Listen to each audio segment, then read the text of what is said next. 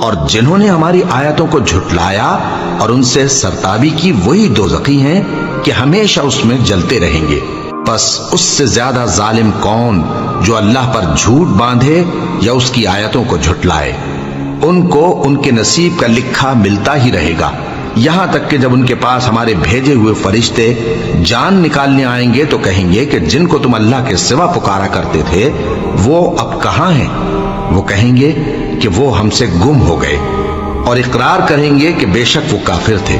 تو اللہ فرمائے گا کہ جنوں اور انسانوں کی جو جماعتیں تم سے پہلے ہو گزری ہیں انہی کے ساتھ تم بھی داخل جہنم ہو جاؤ۔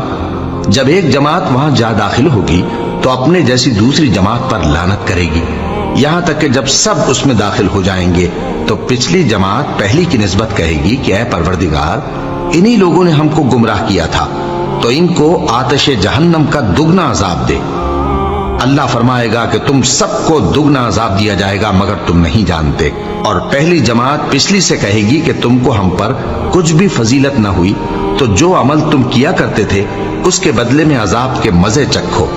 جن لوگوں نے ہماری آیتوں کو جھٹلایا اور ان سے سرتابی کی، ان کے لیے نہ آسمان کے دروازے کھولے جائیں گے اور نہ وہ بہشت میں داخل ہوں گے، یہاں تک کہ اونٹ سوئی کے ناکے میں سے نکل جائے، اور گناہگاروں کو ہم ایسی ہی سزا دیا کرتے ہیں۔